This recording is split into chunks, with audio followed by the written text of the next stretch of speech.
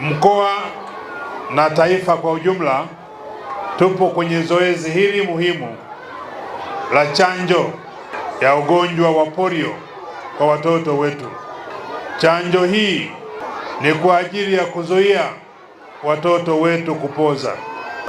Chanjo hii ni kwa ajili ya kuokoa rasilimali za taifa. Chanjo hii ni kwa ajili ya kuwanusuru watoto wetu ili wakue wakiwa na afya njema. Chanjo hii inakwenda kupunguza matumizi yasiyo ya lazima kwa ajili ya kutibu wale watu watakaopooza baadaye, kwa sababu tayari tutakuwa tumedhibiti. Kwa kampeni ya chanjo dhidi ya ugonjwa wa polio leo tunaanza rasmi, na tunaanza rasmi, tutakwenda mpaka tarehe 31. Tunapoanza hii kampeni, watendaji wetu watakuja kwa ajili ya kutekeleza zoezi hili, na sisi wazazi, walimu na wananchi tufanye kazi ya kuhakikisha kwamba hakuna mtoto yeyote atabaki bila kuchanjwa. Viongozi wa dini, viongozi wa mila, wote tufanye kazi moja ya kuhakikisha kwamba watoto wote wanapata chanjo hii dhidi ya maradhi ya polio ya kupooza. Inawezekana baadhi ya watu wakawa na imani potofu dhidi ya chanjo hii. Inawezekana baadhi ya watu wakawaficha watoto. Inawezekana baadhi ya watu wakawaacha hata watoto walioko mitaani wasipate chanjo.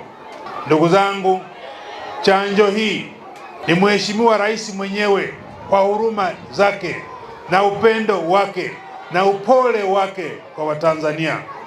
Chanjo ni bure kwa watoto wote, hakuna gharama yoyote ambayo wazazi au mtoto anagharamia zaidi ya kupata chanjo kwa ajili ya kunusuru afya yake dhidi ya maradhi haya ya polio.